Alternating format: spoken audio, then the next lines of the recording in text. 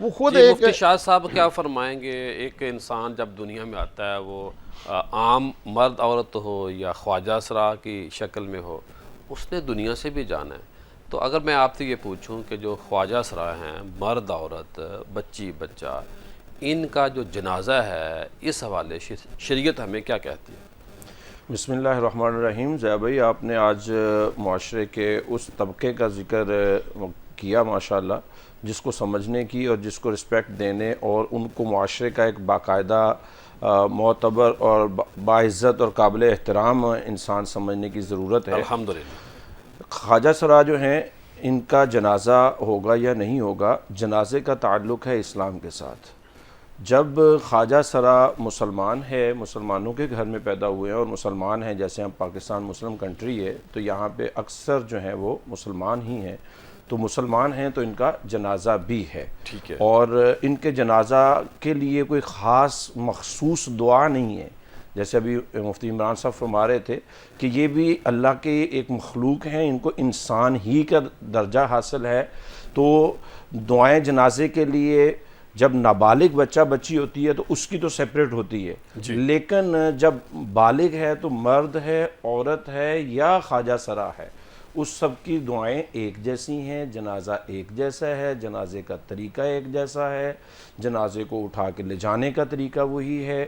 البتہ یہ جو دیہاتوں میں ہے کہ جی خواجہ سرا کو رات کے اندھیرے میں دفن کرنا چاہیے، ساری فرسودہ رسومات ہیں۔ یہ سب من گھڑت اور انسانوں کی اپنی بنائی ہوئی یہ لائک ڈس لائک اور اپنے بنائے ہوئے طریقے ہیں۔ جنازے ان کے تکریم کے ساتھ ہونے چاہیے جیسے مسلمانوں کے جنازے ہوتے ہیں۔ صحیح۔ یہاں تک آتا ہے رسالہ کشیریہ کے اندر ایک واقعہ میں نے پڑھا کہ ایک بزرگ تھے عبد الوہاب، وہ فرماتے ہیں کہ میں نے دیکھا کہ ایک جنازہ جا رہا ہے تو 4 لوگوں نے کندھا دینا ہے، لیکن 3 مرد تھے اور ایک عورت ہے، اس نے کندھا دیا ہوا ہے اور وہ جا رہی ہے۔ تو میں نے اس عورت کو مخاطب ہو کے پوچھا کہ بی بی آپ نے کندھا دیا، کیا آپ کا کوئی ہمسایہ یا رشتہ دار نہیں ہے؟ تو اور اس جنازے کے ساتھ آپ کا کیا تعلق ہے؟ تو اس نے کہا یہ میرا بیٹا ہے، اللہ۔ لیکن مجھے کوئی مرد کیوں نہیں ملا؟ تو کہا یہ مخنث ہے، اس وجہ سے اس کے جنازے کو اٹھانے کے لیے کوئی اور مجھے نہیں ملا۔ استغفر اللہ۔ یہ فرسودہ بات ہے، یقیناً یہ اسی طرف اشارہ ہے جس طرف آپ آج سوال میں اشارہ کرنا چاہ رہے ہیں۔ تو آپ حضرت عبد الوہاب شیخ فرماتے ہیں کہ میں نے اس سے میت کو لیا اور خود اس کو کندھا دیا اور جا کے اس کا عزت کے ساتھ جنازہ پڑھا، اور جنازہ پڑھنے کے بعد میں اس بی بی کو اپنے پاس لے کے آیا اور اس کو راشن اور اس کی مدد کی کہ اس کے حال پہ اس وقت یہ کیفیت بنی ہوئی ہے، یقیناً یہ اور اس نے کہا یہ میرا بیٹا ہے، یعنی وہ مخنث مذکر تھا، تو انہوں نے کہا یہ میرا بیٹا ہے، لیکن جس کا بیٹا دنیا سے جائے اس ماں پر کیا بیتتی ہے؟ تو وہ ہمارے شیخ عبد الوہاب انہوں نے فرمایا کہ پھر میں نے اس کی مدد کی، اور جب میں رات کو سویا تو مجھے خواب میں ایک بہت خوبصورت مرد دکھایا گیا، تو میں نے کہا یہ کون ہے؟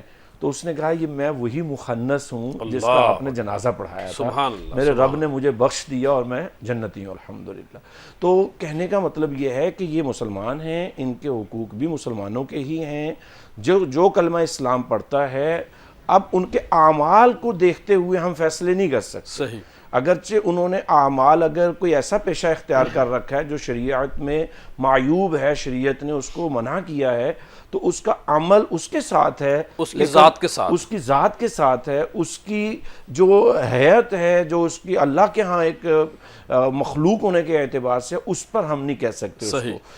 باقی جو ان کے معاملات ہیں اس پہ ہم تفصیل سے بات کرتے ہیں۔ تو جنازہ ان کا پڑھایا جائے گا، جنازے کے لیے جنازہ جائز ہے، دن کی روشنی میں بھی جائز ہے، رات کے اندھیرے میں بھی جائز ہے۔ جب فوت ہوئے ہیں تو جو جنازے کے لیے ہم مردوں کے لیے احکام ہے کہ اس کی تجہیز و تکفین میں جلدی کی جائے، اور جو معاملات ہیں وہ ان کے لیے بھی وہی معاملات ہیں۔ جی مفتی صاحب کیا فرمائیں؟